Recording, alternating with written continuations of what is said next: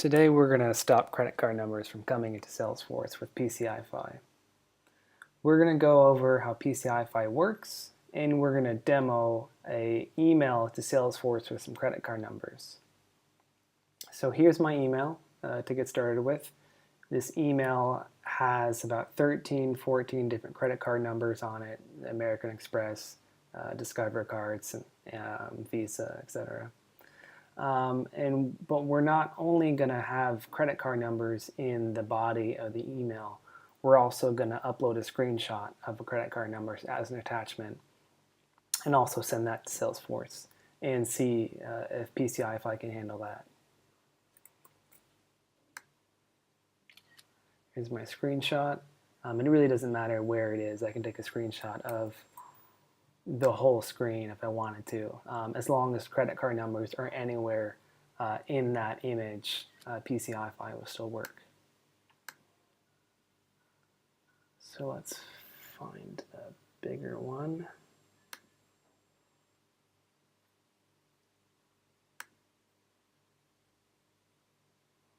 And then I'm going to send this off to Salesforce. We've got email to case set up.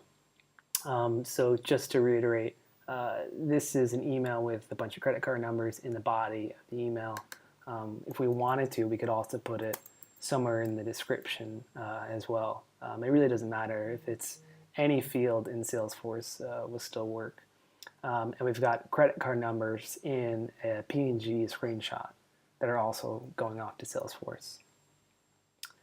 And I'm going to send that off and just make sure that went.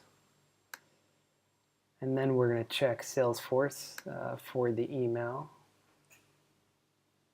The case.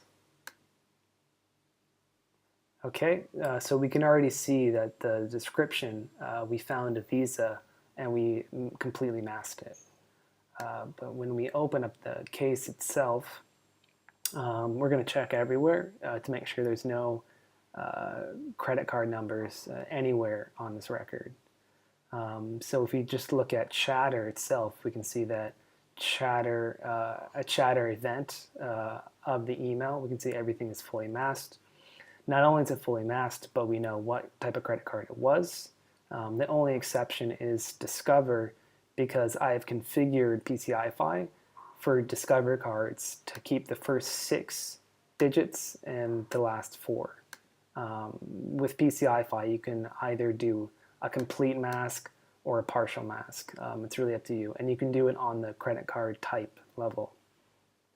If we also look at the subject, we can see that there's no credit card numbers. Description is the same. Everything was masked. If we look at related records and we drill down into the actual email itself, we can see that the email was also detected. We can look at the details to make sure that it's not there. HTML body also masked, as well as the text body is masked.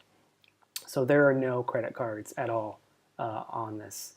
I did upload an attachment.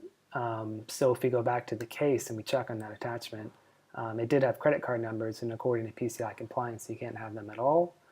So we want to make sure that that record is not in there. The attachment did not come through because PCI-Fi automatically flagged this attachment and deleted it. You can optionally decide to only flag and not delete, but in this case, we don't want the attachments to come in with credit card numbers at all. We don't want the liability, so we automatically delete it.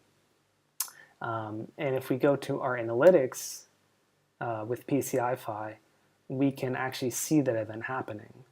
So let me just refresh this. Let's see, there were 3 cases, 2 attachments detected today. Let's see which ones they were. The record was deleted, but we still have an event of this happening.